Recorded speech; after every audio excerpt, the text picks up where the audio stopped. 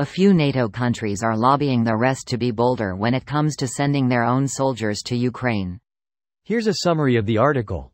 Some NATO countries are encouraging their allies to be bolder when it comes to sending their own soldiers to Ukraine. She told the Financial Times that NATO members should not be concerned that sending troops to Ukraine to train soldiers would risk a wider war with Russia. Mattis Roll, the country's president's national security advisor, said earlier this month that the government is, seriously, discussing the potential of deploying Estonian troops to Ukraine in non-combat roles.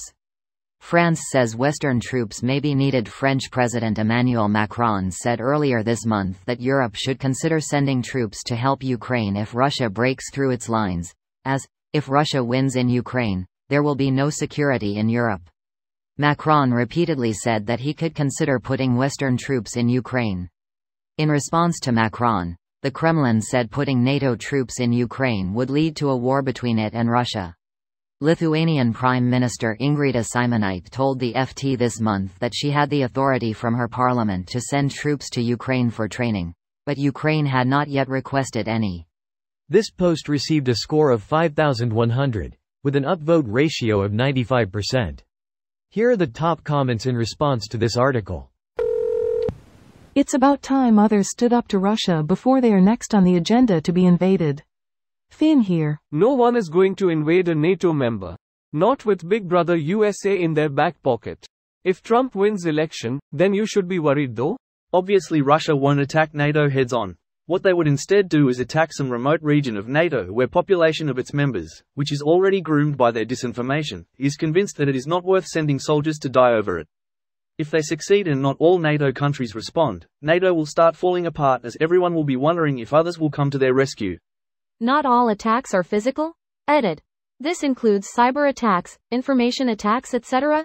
Russia has already a puppet government installed in Hungary. Same shit can happen elsewhere.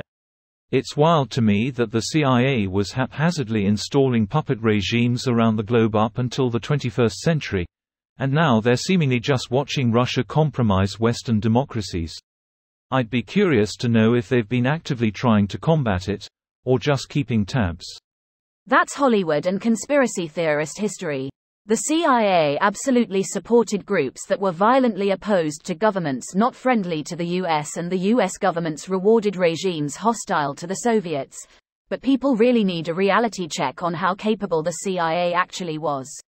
You can also look at Iran, where they were able to help depose the pretty weak democratic government, but couldn't make a dent against the Islamic Revolution. Even the governments of small South and Central American countries that came to power with help from the US were anything but loyal, let alone puppets. I mean, Russia appears to have accomplished an immense amount with covert power in recent years. There are quite a few inexplicably obstinate roadblocks. Russia sympathizes holding up several democratic institutions across the Western world on issues that directly affect Russia. I'm just curious to what extent that has been known to our intelligence agencies, and how far they've gone to combat it. As embarrassing Russia's campaign has been, 2 years has made a couple of things clear. 1. Doesn't matter how many Russians die. 2. Despite sanctions, Russia's production has reached a war footing faster than the West. 3. Putin has more control in Russia than ever. 4. Support from Western democracies will collide with elections, where tensions on affordability can be capitalized by Russian trolls. Confronting Putin directly is going to be inevitable. Ukrainians are fighting to join and protect our world. Let's join them while we still have a strong ally.